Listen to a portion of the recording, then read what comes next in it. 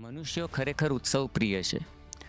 ઉત્સવ સંસ્કૃત શબ્દ છે જેનો અર્થ થાય છે ઉત એટલે કે ઉત્કૃષ્ટ અને સવહ એટલે કે યજ્ઞ. ઉત્સવ એટલે ઉત્કૃષ્ટ યજ્ઞ.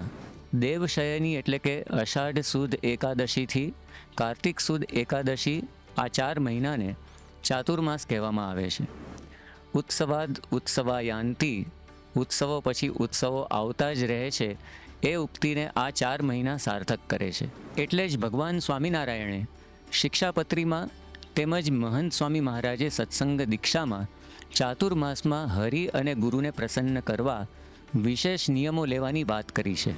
કે ગુરુર બ્રહ્મા એટલે કે ગુરુ બ્રહ્મા એટલે કે આપણામાં જે કંઈ સારું છે તેના સર્જક ગુરુ છે. ગુરુર વિષ્ણુ એટલે કે આપણા પાલક પણ ગુરુ જ છે. ગુરુર દેવો મહેશ્વર એટલે આપણામાં રહેલા દુર્ગુણોનો નાશ કરનાર પણ ગુરુ જ છે. અરે ત્યાં સુધી કહેવાયું છે કે ગુરુ સાક્ષાત પરબ્રહ્મ એટલે ગુરુ પોતે જ સાક્ષાત પરબ્રહ્મનું સ્વરૂપ છે. શ્રીમદ ભાગવતમાં ભગવાન ઋષભદેવ પોતાના પુત્રોને ગુરુનું લક્ષણ બતાવતા કહે છે કે ગુરુર ન સસ્યાત ન મોચયેદ યહ સમુપેત મૃત્યુમ. જે ગુણાતીતાનંદ સ્વામીએ પણ એ જ વાત આપણને સમજાવી છે કે ગુરુ મળ્યા પછી શિષ્યને જન્મ મરણ ને ગર્ભવાસનું દુઃખ મટ્યું નથી તો તે ગુરુ જ નથી. મહાકવિ કાલિદાસે કહ્યું છે કે ઉત્સવ પ્રિયા ખલુ માનવાહ. મનુષ્યો ખરેખર ઉત્સવ પ્રિય છે. ઉત્સવ સંસ્કૃત શબ્દ છે જેનો અર્થ થાય છે ઉત એટલે કે ઉત્કૃષ્ટ અને સવહ એટલે કે યજ્ઞ. ઉત્સવ એટલે ઉત્કૃષ્ટ યજ્ઞ અને ઉત્કૃષ્ટ યજ્ઞ એ જ હોઈ શકે કે જે આપણને ભગવાનમાં જોડે. વૈદિક કાળમાં થતા આ યજ્ઞોનું જ રૂપાંતરણ આધુનિક ઉત્સવ પરંપરામાં થયેલું છે. અત્યારે ઉજવાતા આ ઉત્સવોનો પણ મુખ્ય હેતુ તો ભગવાનમાં જોડાવું એ જ છે. પણ યુગ પ્રભાવને લીધે આ માણસ આ હેતુ ભૂલ્યો છે અને ઉત્સવોને લૌકિક ક્ષુલ્લક આનંદ પ્રમોદનું સાધન માની બેઠો છે. ભગવાન સ્વામિનારાયણે પ્રગટ થઈને ભારતીય સાંસ્કૃતિક પરંપરાના ભાગરૂપ એવા આ ઉત્સવોનું સમ્માર્જન કરી તેનો હેતુ સફળ કર્યો અને આ ઉત્સવોને તંદુરસ્તી બક્ષી. એ જ પરંપરામાં ગુણાતીત ગુરુવર્યો ખાસ તો પ્રમુખ સ્વામી મહારાજે અને મહંત સ્વામી મહારાજે આ ઉત્સવોને એવી ઊંચાઈ અને ગૌરવ આપ્યા કે જેથી કોઈને પણ ભારતીય સંસ્કૃતિ પ્રત્યે આદર જાગે. હવે આવી રહ્યો છે ચાતુર્માસ. દેવશયની એટલે કે અષાઢ સુદ એકાદશીથી કાર્તિક સુદ એકાદશી આ 4 મહિનાને ચાતુર્માસ કહેવામાં આવે છે. ઉત્સવાદ ઉત્સવાયાંતિ, ઉત્સવો પછી ઉત્સવો આવતા જ રહે છે એ ઉક્તિને આ 4 મહિના સાર્થક કરે છે. કારણ કે ચાતુર્માસમાં ઉપરા ઉપરી ઉત્સવોની હારમાળા ચાલી આવે છે. તેનો આરંભ જ ઉત્સવથી થાય છે. પ્રથમ જ દિવસ છે દેવશયની એકાદશી. શ્રીમદ ભાગવત અને વામન પુરાણ પ્રમાણે વામન અવતાર ધરી ભગવાન વિષ્ણુએ બલિ નામના અસુર પાસે 3 પગલાં જમીન માગી. બલિની સંમતિ મળતાં 2 પગલામાં જ ત્રિલોકી લઈ લીધી. હવે ત્રીજું પગલું ક્યાં મૂકવું? ત્યારે બલિએ અત્યંત ધીરજ અને ભક્તિભાવથી પોતાના મસ્તકે ત્રીજું પગલું મૂકવા કહ્યું. ભગવાને ત્રીજું પગલું તેના મસ્તકે મૂકી તેને સૂતળ લોકમાં ધકેલી દીધો. પોતાના ગુરુ શુક્રાચાર્યની ના હોવા છતાં તેણે ભગવાનને ઓળખી લીધા હતા. તેથી આવી રીતે પોતાનું સર્વસ્વ દાનમાં આપ્યું અને તેનું આવું સમર્પણ જોઈને ભગવાન વિષ્ણુએ તેને વર માગવા કહ્યું. ત્યારે તેણે ભગવાનને અખંડ પોતાના દરવાજે રહેવા વિનંતી કરી, જે ભગવાને સ્વીકારી. ત્યારે લક્ષ્મીજી પોતાના સ્વામી ભગવાન વિષ્ણુનો વિયોગ સહન ન કરી શક્યા. તેથી બલિને પોતાનો ભાઈ બનાવી તેને રાખડી બાંધી. આથી બલિએ રાજી થઈ 4 મહિના વિષ્ણુ, 4 મહિના શિવજી અને 4 મહિના બ્રહ્મા પોતાના દરવાજે રહે તેમ સમાધાન કર્યું.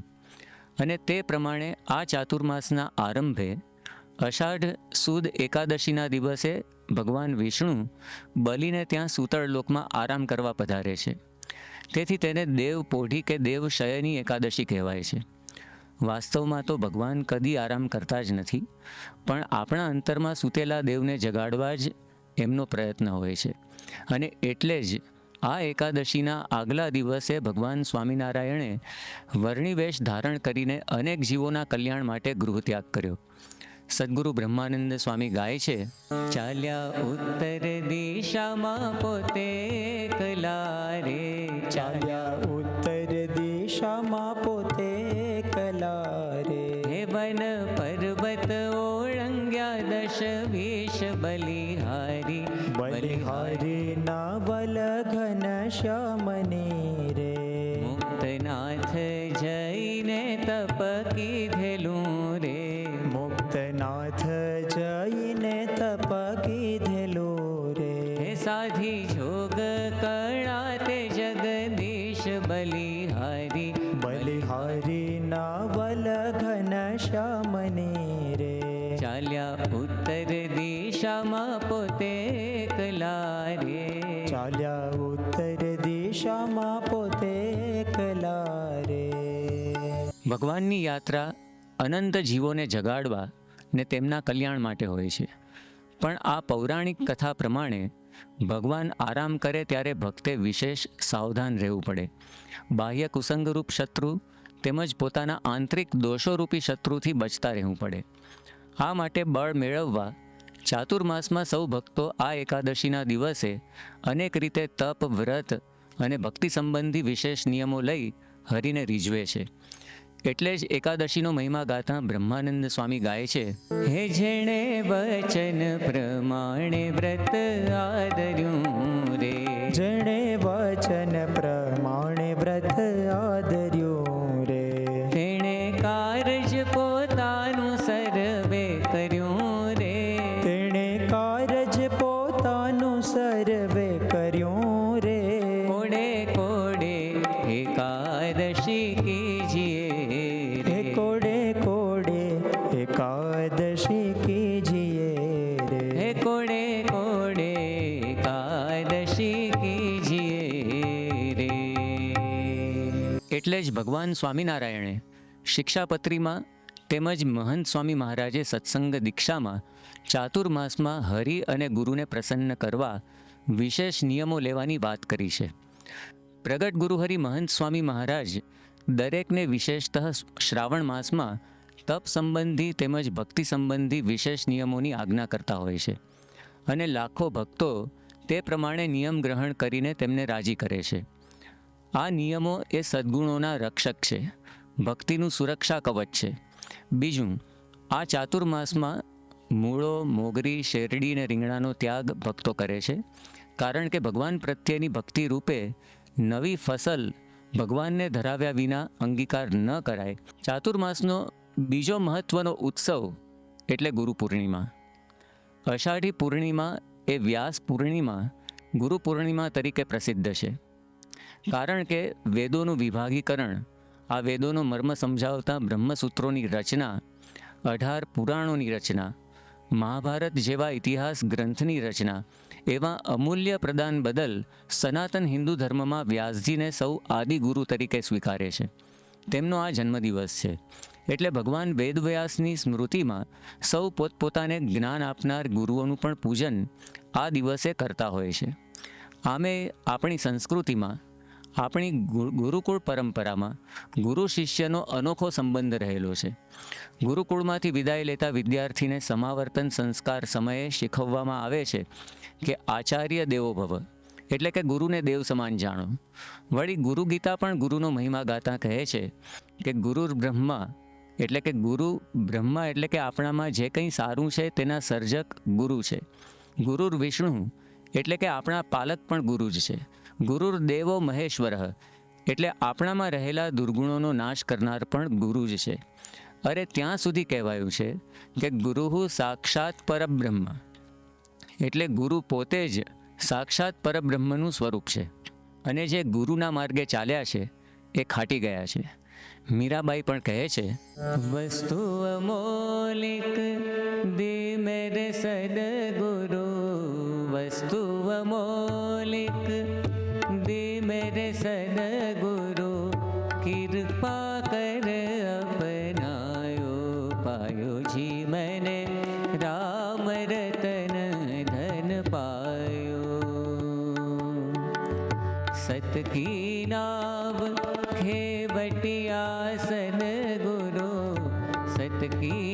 लाव, हे बटिया सदगुरु भवसागर तर आयो, पायो जीवन राम रतन धन पायो, पायो जीवन राम रतन ધન પાયો. ભગવાન સ્વામિનારાયણના સંત કવિ બ્રહ્માનંદ સ્વામી પણ ગાય છે, હે જ્ઞાન ધ્યાન ગુરુ બિન મિલે નાહી કાઉ, ઠોર ગુરુ બિન આત્મ વિચાર કિત પાવહી, અંતર પ્રકાશ બ્રહ્મ નાશ નાહી, ગુરુ બિન કુન સત્ય બાત કો સુનાવહી, પ્રેમ નિમશીલ રુ સંતોષ નાહી, ગુરુ બિન મન હું કુઠોર કૌન લાવહી, कहत है ब्रह्मानंद अंतर विचार, देखो गुरु बिन कुन भव संकट मिटावही. એટલે કે જ્ઞાન, ધ્યાન, નિયમ ધર્મ વગેરે સાધનોને સિદ્ધ કરાવનારા, શીલ સંતોષાદી ગુણો આપનારા અને ભવસંકટ મિટાવનારા ગુરુ જ છે. એટલે ભગવાન જેવા સમર્થ હોય તો જ ગુરુ સાક્ષાત પરબ્રહ્મ કહેવાય ને. સદગુરુ મુક્તાનંદ સ્વામી પણ ગાય છે કે મન મત્ત થઈને તું કોટી સાધન કરે, સદગુરુ શબ્દ વીણ સર્વે કાચું. એટલે ગુરુનો સૌથી મોટો ઉપકાર એ કે આપણને ભગવાનની ભેટ આપી દે છે, છતી દેહે ભગવાનની પ્રાપ્તિ કરાવે છે. આ ગુરુ પણ કેવા હોવા જોઈએ? જે પોતે જ માયા પર ન હોય તો બીજાની માયા કઈ રીતે ટાળી શકે? શ્રીમદ ભાગવતમાં ભગવાન ઋષભદેવ પોતાના પુત્રોને ગુરુનું લક્ષણ બતાવતા કહે છે કે ગુરુર ન સસ્યાત ન મોચયેદ ય સમુપેત મૃત્યુમ. જે ગુણાતીતાનંદ સ્વામીએ પણ એ જ વાત આપણને સમજાવી છે કે ગુરુ મળ્યા પછી શિષ્યને જન્મ મરણ ને ગર્ભવાસનું દુઃખ મટ્યું નથી તો તે ગુરુ જ નથી. મુંડક ઉપનિષદ પણ બ્રહ્મ વિદ્યાની પ્રાપ્તિનો ઉપાય જણાવતા ગુરુના લક્ષણ બતાવે છે કે તદ વિજ્ઞાનાર્થમ સ ગુરુમેવાભિગચ્છેત, સમિત પાણી શ્રોત્રિયમ બ્રહ્મ નિષ્ઠમ. તે બ્રહ્મ ને પરબ્રહ્મને જાણવા શ્રોત્રિય બ્રહ્મ સ્વરૂપ અને ભગવાનનિષ્ઠ ગુરુ પાસે જવું. એવી જ વાત બ્રહ્માનંદ સ્વામી પણ કરે છે. નિષ્કામ સદામન રામ રીજાવન દામરુ વામ સે દૂર હૈ જી, લવલેશ નહીં જાકે લોભ ઉકા નહીં, કામ ન ક્રોધ ન ક્રૂર હૈ જી, મન પ્રાણ ઇન્દ્રિય કે મામલે સે હઠે નાઈ પીછા ऐसे शूर है जी, ब्रह्मानंद કહે સત્ય બાર તાકુ ऐसे संत में श्याम हजूर है जी. ગુરુ પોતે નિષ્કામી હોય, કેવળ ભગવાનને જ રાજી કરવાની ભાવના હોય, સ્ત્રી અને ધનનો ત્યાગ હોય, કામ ક્રોધાદિક દોષો લેશ પણ ન હોય, એવા ગુરુ સાક્ષાત ભગવાનનું સ્વરૂપ છે. એવા લક્ષણોવાળા આપણા ગુણાતીત ગુરુવર્યો છે. વર્તમાન કાળે મહંત સ્વામી મહારાજ છે, જેના જીવનમાં ભગવાન સ્વામિનારાયણના આપેલા પાંચે વર્તમાનનું યથાર્થ પાલન જોવા મળે છે. નિષ્કામ વ્રત અને નિર્લોભ વ્રતની એમના જીવનમાં અત્યંત દ્રઢતા જોવા મળે છે. અત્યાર સુધી મીઠા વિનાનું જમતા, સ્વાદનું નામ નિશાન નહીં અને માનથી તો યોજનો દૂર. અત્યારે પણ તેઓ કહે છે કે પોતે માની જ શકતા નથી કે પોતે ગુરુ છે. નાના બાળકને પણ ચરણ સ્પર્શ કરતાં એમને સંકોચ થતો નથી. આવા પંચવ્રતે યુક્ત ગુરુ મળે ત્યારે જીવન સાર્થક થાય. આવા ગુરુનું પૂજન કરવું એ ગુરુ પૂર્ણિમાની ઉજવણીનો હેતુ છે. ચાતુર્માસનો ત્રીજો ઉત્સવ એ ઉત્સવ નહીં પણ એક મહિનાનું પર્વ છે અને એ છે હિંડોળા પર્વ. દર વર્ષે અષાઢ વદ પ્રતિપદા કે બીજના દિવસથી તેનો આરંભ થાય છે. ભગવાન શ્રી કૃષ્ણને વૃંદાવનની કુંજ ગલીઓમાં ગોપીઓએ હિંડોળે ઝુલાવીને જે સુખ લીધું હતું એની સ્મૃતિમાં ભક્તિ સંપ્રદાયોમાં આ પર્વ ઉજવવાનો પ્રારંભ થયો. સ્વામિનારાયણ સંપ્રદાયમાં ભગવાન સ્વામિનારાયણે એ જ ભક્તિ પ્રણાલી સ્વીકારી હોવાથી છેલ્લા 200 વર્ષથી સંપ્રદાયના નાના મોટા તમામ મંદિરોમાં સંતો ભક્તો હોંશે હોંશે આ પર્વ ઉજવે છે અને જાત જાતના અને ભાત ભાતના હિંડોળા રચી ભક્તિભાવપૂર્વક ભગવાનને ઝુલાવે છે. જેમાં ફૂલોના હિંડોળા, ફળોના, સૂકા મેવાના, વાસણોના, રમકડાના, શાકભાજીના, રાખડીઓના, પવિત્રાના એવા અનેક પ્રકારના હિંડોળા રચીને ભક્તો હરીને ઝુલાવે છે. પ્રગટ બ્રહ્મ સ્વરૂપ મહંત સ્વામી મહારાજ પણ જાતે આવા અનેક પ્રકારના હિંડોળા રચીને ભક્તિ અદા કરતા અને ગુરુવર્ય યોગી બાપાને રાજી કરતા અને નાના સંતોને પણ એમાં સારી રીતે જોડતા. ભગવાન સ્વામિનારાયણના સંત કવિઓએ પણ આવા હિંડોળાના સુંદર પદો સેંકડોની સંખ્યામાં રચ્યા છે. જે પદો સંતો ભક્તો આ પર્વ દરમિયાન રોજ શણગાર આરતી બાદ નિયમિતપણે મંદિરોમાં ગાઈને ઠાકોરજીને ભક્તિભાવપૂર્વક હિંડોળે ઝુલાવતા હોય છે. જેમાંનું એક સદગુરુ બ્રહ્માનંદ સ્વામીનું પદ આપણે સાંભળીએ.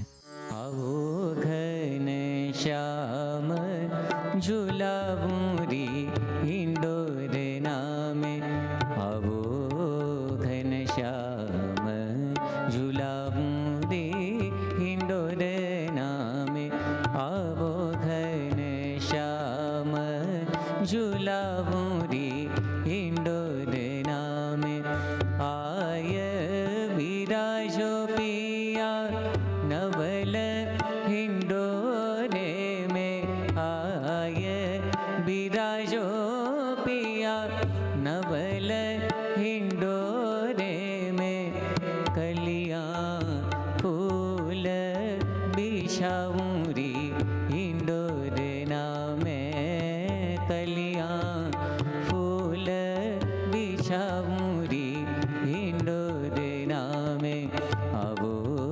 घनश्याम झुलाऊं रे हिंडोरे नामे, आवो घनश्याम झुलाऊं रे हिंडोरे नामे. ચાતુર્માસનો ચોથો ઉત્સવ એટલે રક્ષાબંધન. આગળ શરૂઆતમાં જ ચાતુર્માસના ઇતિહાસની પૌરાણિક કથા જોઈ. તેમાં બલિના સર્વસ્વ સમર્પણથી ભગવાન વિષ્ણુ બલિના દરવાજે કાયમ માટે બંધાયા એ જોયું.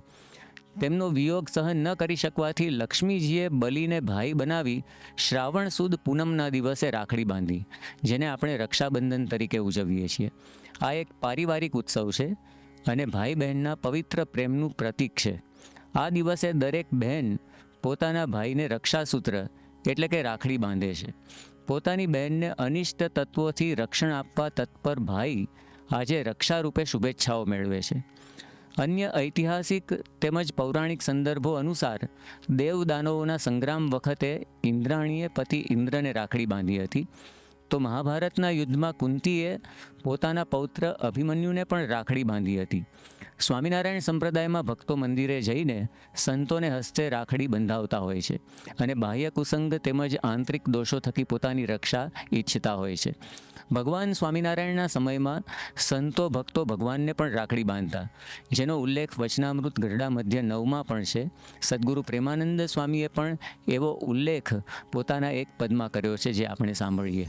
નવલ મનોહર સુંદર છેલા, ઓરાવો ને અલબેલા, મળીએ મોહન બાંધી બાએ રાખડી રે, વાલી લાગે છે વર્ણાગી તારી વાકડી રે, વાલી લાગે છે.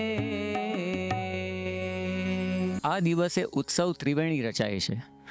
રક્ષાબંધન તો છે જ, સાથે બ્રાહ્મણો જૂની યજ્ઞોપવિત તજીને નૂતન યજ્ઞોપવિત ધારણ કરે છે અને વેપારીઓ તેમજ માછીમારો પોતાની રક્ષા માટે નાળિયેર પધરાવી સમુદ્ર પૂજન કરે છે.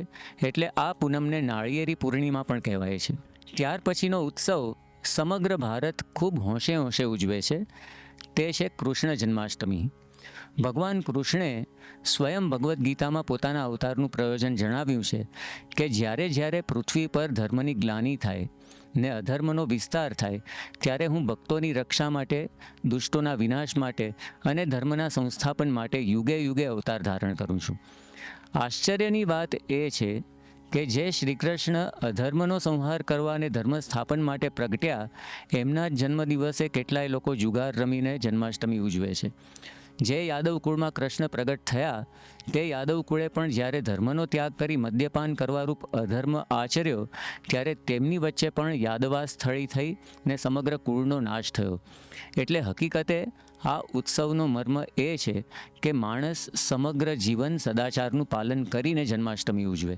પ્રમુખ સ્વામી મહારાજ પણ કહેતા કે ભગવદ્ ગીતાનો પણ આ જ સાર છે જે શ્રી કૃષ્ણ છેલ્લા અધ્યાયમાં કહે છે, સર્વધર્માન પરિત્યજ્ય મામેકમ શરણમ વ્રજ અહમ ત્વા સર્વ પાપેભ્યો મોક્ષયિષ્યામિ મા શુચઃ. અને આ આજ્ઞા પ્રમાણે અર્જુને પોતાના રથના સારથી કૃષ્ણને બનાવ્યા તો તેનો જ્વલંત વિજય થયો. તેમજ આપણે પણ આપણા જીવન રથના સારથી ભગવાનને બનાવીએ તો આપણો પણ માયા સામે વિજય સુનિશ્ચિત બની જાય છે. ભગવાન સ્વામિનારાયણના સમયથી સ્વામિનારાયણ સંપ્રદાયમાં પણ આ ઉત્સવ ખૂબ ઉત્સાહથી ઉજવવામાં આવે છે.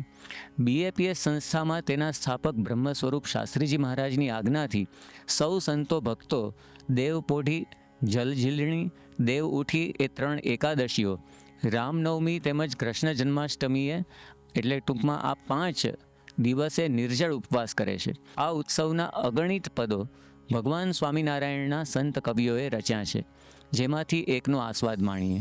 હે સોનાના બોર ઝૂલે નંદ કિશોર, પ્યારાને પારણે સોનાના બોર. સોનાના બોર ઝૂલે નંદ કિશોર, પ્યારાને પારણે સોનાના બોર.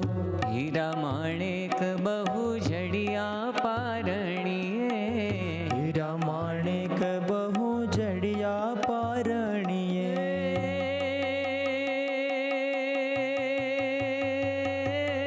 કાજુ શોભે છે રૂણી મોતીડાની કોર, પ્યારાને પારણે સોનાના બોર. સોનાના બોર ઝૂલે નંદ કિશોર, પ્યારાને પારણે સોનાના બોર. પ્યારાને પારણે સોનાના બોર. ત્યાર પછીનો ઉત્સવ એટલે ભાદરવા સુદ ચોથ, ગણેશ ચતુર્થી. વિશ્વના કોઈ પણ ખૂણે વસતો ભારતીય કોઈ પણ શુભ કાર્યના આરંભે સંભાળતો હોય એવા એકમાત્ર સર્વમંગલકારી દેવ હોય તો એ છે ગણેશજી. મહારાષ્ટ્રમાં તો આ દિવસે ઘરોઘર અને શેરીએ શેરીએ ગણેશજીનું સ્થાપન કરાય છે અને 10 દિવસનો ભવ્ય ઉત્સવ ઉજવાય છે, જેમાં વિવિધ મુદ્રાઓમાં ગણેશજીની વૈવિધ્યસભર મૂર્તિઓનું સ્થાપન કરવામાં આવે છે. કોઈ પણ કાર્યમાં વિઘ્ન ન આવે તે માટે સર્વપ્રથમ ગણેશજીની પૂજા થાય છે. તેઓ મંગલ પ્રદાતા છે, સિદ્ધિ અને બુદ્ધિના દેવ છે, જગતનું હિત કરનાર છે. એવા ગણેશજીને ભગવાન સ્વામિનારાયણે પણ મુખ્ય 5 પૂજનીય દેવોમાં સ્થાન આપ્યું છે. એટલું જ નહીં, પણ જેટલા મંદિરો રચ્યા તે સર્વમાં પ્રતિષ્ઠિત કર્યા છે અને અદ્યાપી પર્યંત સ્વામિનારાયણીય મંદિરોમાં તે પરંપરા ચાલુ રહી છે. ગણેશ ચતુર્થીએ પ્રત્યેક સ્વામિનારાયણ મંદિરમાં ગણેશજીનું સ્થાપન અને પૂજન થાય છે અને 7 દિવસ બાદ ભાદરવા સુદ એકાદશીએ તેમનું પૂજન અને વિસર્જન થાય છે. ગણેશ ચતુર્થીના અઠવાડિયા પછી તરત જ આવતો ઉત્સવ એટલે ભાદરવા સુદ એકાદશીનો જલઝીલણી એકાદશીનો ઉત્સવ.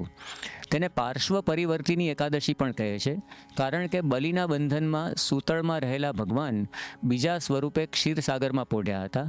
તે આ દિવસે પડખું ફેરવે છે. આ દિવસે ભગવાન શ્રી કૃષ્ણે ગોપીઓ સાથે નૌકા વિહાર કર્યો હતો અને દાણ રૂપે ગોપીઓ પાસે દહીં માગ્યું હતું. તેથી આ દિવસે દહીંના દાનનો પણ મહિમા છે. સાથે ભગવાને ચોમાસાના શુદ્ધ જળને ઝીલ્યું હતું. તેથી આ એકાદશી જલઝીલણી એકાદશી પણ કહેવાય છે.